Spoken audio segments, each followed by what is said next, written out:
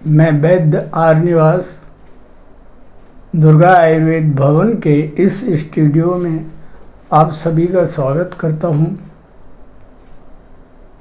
आज हमारे स्टूडियो में वैद्यराज गौतम आचार्य जी आमंत्रित हैं। वैद्य जी, आपका स्वागत है। बहुत धन्यवाद।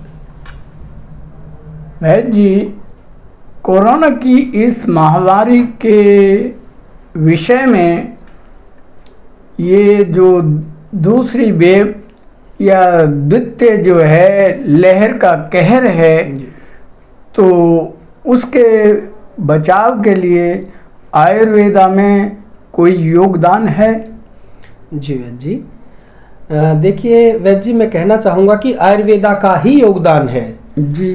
अब यदि आप आंकड़ों का देखें तो सबसे ज़्यादा कोरोना को, खैर हमारे देश को भी इसने बहुत नुकसान पहुंचाया और बहुत अधिक प्रभावित किया है, किंतु शुरू में आप देखें अमेरिका, ब्राज़ील आदि देशों में वहाँ पर सबसे ज़्यादा जो है इसका मोर्टेलिटी रेट या फैटेलिटी रेट जो है वहाँ पर बहुत ज़्यादा है जी। और सौभाग्यवश, खैर मैं तो कहूँगा कि कोरोना से एक भी जान जाना देश के लिए बहुत ही हानि की बात है, किसी भी परिवार के लिए, किंतु हमारे देश में जो है इसका मोर्टेलिटी रेट वो 1 से 1.5% के बीच में है जी। जो कि विश्व में सबसे कम है जी। इसका मुख्य कारण जो है हमारे देश में ये आयुर्वेद का एक्सेप्टेंस या फिर आयुर्वेद के प्रति लोगों की जो रुचि है, जो रुझान है, या फिर सदियों से जो हम अपने किचन में आयुर्वेद का इस्तेमाल करते आए हैं, हल्दी, सौंठ, काली मिर्च, जीरा, लौंग, ये जो जड़ी बूटियां हम अपने जो आयुर्वेदा जो है हमारा आधा वो है हमारे घर के किचन से ही शुरू हो जाता है,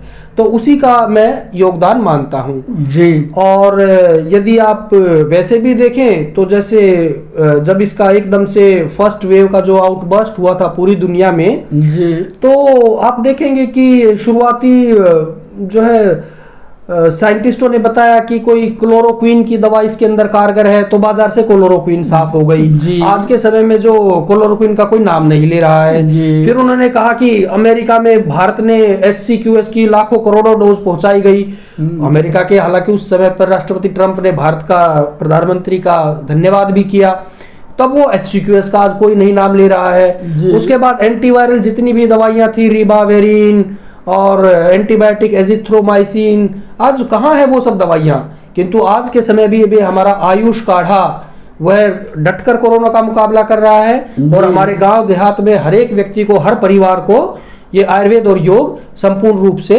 बचाए हुए है। ठोस उपाय है। अब देखिए आज के आधुनिक परिप्रेक्ष्य में एक रेमडेसिविर का नाम आ रहा है कि भाई ये दवा कारगर है, किंतु क्या स्टडी है? अक्सर लोग बाग आयुर्वेद के ऊपर तो प्रश्न चिन्ह लगा देते हैं कि आप ऐसा नहीं कह सकते कि ये ठीक करेगा। अरे चलो भाई, हम नहीं कह रहे हैं कि ठीक करेगा, आप बोलिए कि इसमें यह करने में सहायक है। चलिए, आप शब्दों के जो है भ्रांति जाल या खेल में खेलना चाह रहे हैं तो करिए, किंतु यह समय शब्दों का खेल खेलने का नहीं है।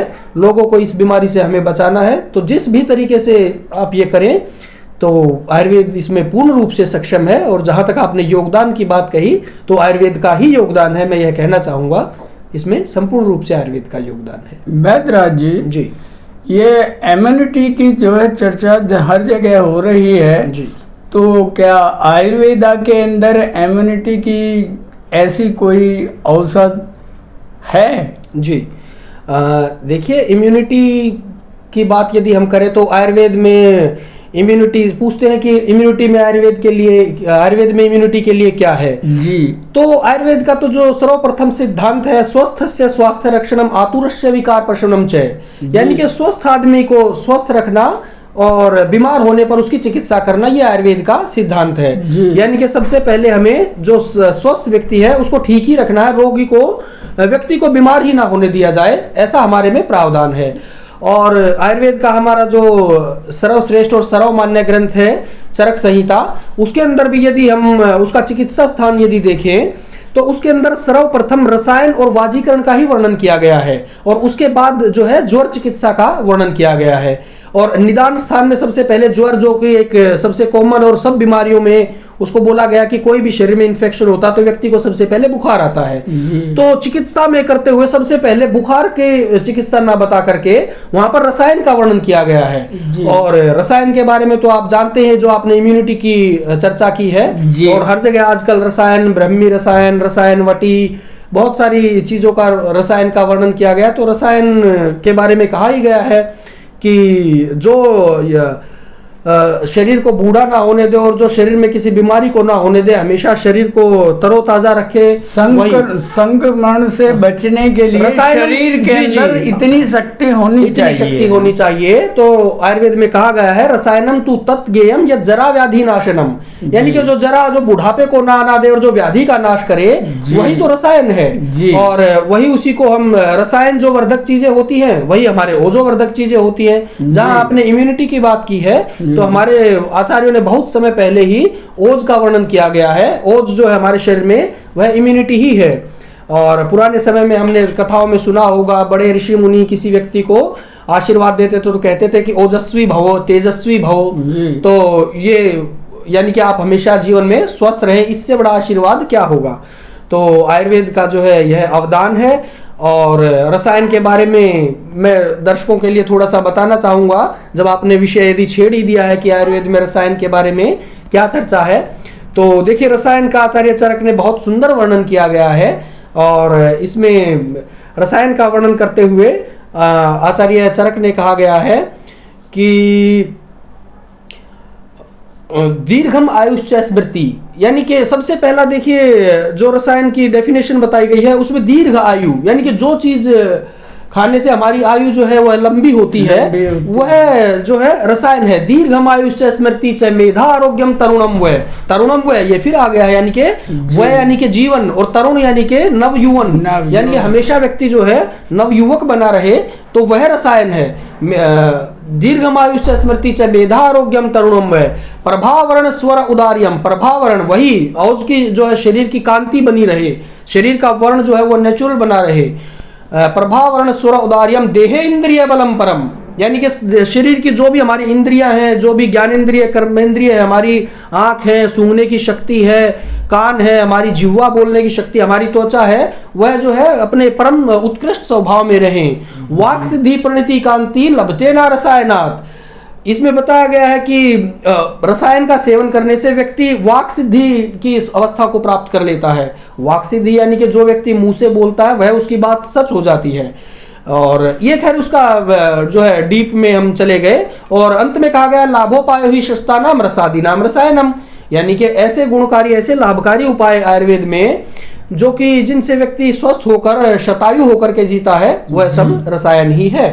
जी वैद्यराज जी, इस हालात या इस परिस्थिति के अंदर हमें क्या सावधानियां बरतनी चाहिए जी, उसके बारे में बताएंगे। जी देखिए, ये बहुत ही एक गंभीर और चिंता का विषय इस समय बना हुआ है। तो मैं सभी अपने दर्शकों से कहना चाहूंगा कि इसमें बिल्कुल भी जो है अपनी हिम्मत ना हारें। कोरोना है और अब तो सभी व्यक्ति कह रहे हैं कि आप कोरोना के साथ जीने की आदत डालिए, यानी कि आप मानिए कि हर व्यक्ति को यह कोरोना का संक्रमण एक बार तो होना ही है, और यदि हो भी जाए तो इसमें कोई घबराने की जरूरत नहीं है। आयुर्वेद में इसके लिए संपूर्ण चिकित्सा है। और आयुर्वेद में हमारे देखिए अमृतारिष्ट इसके लिए है, और गिलोय इसके लिए, जो कि रसायन में सर्वश्रेष्ठ गिलोय, हरड़ और आंवले को माना गया है हमारे, तो उसके लिए अमृतारिष्ट का सेवन कर सकते हैं आप। इसके लिए यदि बताया गया है कि अब द्वितीय जो वेव, कोरोना की जो सेकंड वेव आई है, वह जो हमारे नेजल और जो ओरल जो हमारे स्वैब है उसमें कई बार मरीज को पॉजिटिव नहीं आ रहा है, तो उसके लिए फेफड़ों का सीटी स्कैन कराया जाता है,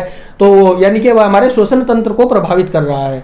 तो इसके लिए हमें आयुर्वेद में वासावले का बहुत अच्छा इसमें योगदान है। वासावले का आप सेवन करें। संसमनी वटी इसके अंदर है, हमारी इन सब के अंदर गिलोय और महासुदर्शन घनवटी इसके अंदर है। और शरीर की वृद्धि के लिए, शरीर की धातुओं को पुष्ट करने के लिए सप्त धातु वृद्धिगत ये चूर्ण है। और यदि किसी को गिलोय, कई बार होता है कि गिलोय की डंडियां तोड़ कर लाते हैं, तो उसको कूट पीस कर उसका काढ़ा बनाने में या फिर उसका सत्व निकालने में बड़ी परेशानी है, तो बाजार में गिलोय सत्व यह बना बनाया भी मिलता है। आप इसका 1-2 ग्राम आप इसका चूर्ण का सेवन सुबह शाम पूरा परिवार कर सकता है। और बाकी जो मिनिस्ट्री ऑफ आयुष ने हमारे आयुष काढ़े का वर्णन जो किया गया है, वो चाय के साथ पूरा परिवार उसमें आप पी सकते हैं। दूध चाय बनाते वक्त जितनी आप पत्ती डालें उतना ही आयुष काढ़ा डाल दें और छान करके उसको गर्मा गर्म वो पिए, तो आपके लिए जो है ये कोरोना वायरस से बचाव होने में बहुत ही लाभदायक होगा। और इसके लिए जैसे डबल मास्किंग का वर्णन आ रहा है, तो मैं कहना चाहूँगा कि अभी अभी आयुष मिनिस्ट्री की तरफ से भी ये बताया गया है, जो महामहिम जो हमारी निदेशिका साहिब हैं आयुर्वेद संस्थान के, उन्होंने बताया है कि आप अपने नाक के अंदर अणु तेल जो है नाक में अपने उंगली से लगा लिया, उसकी 2 बूंद टपका ले, तो एक मास्क तो आपका वही हो गया। दूसरा मास्क आप जो है अपना कपड़े का जो इस्तेमाल करना है वो करना ही है। तो इसमें नाक के नासिका के अंदर आप अणु तेल जो है जरूर उसके अंदर डालें, और इसके अंदर जो है आंवले का अधिक सेवन करें, रात को हल्दी डाल करके दूध जरूर पिएं। लेकिन मैं दर्शकों को कहना चाहूँगा, पीछे अभी कई दर्शकों को हुआ कि वह किसी भी चीज़ की अति ना करें।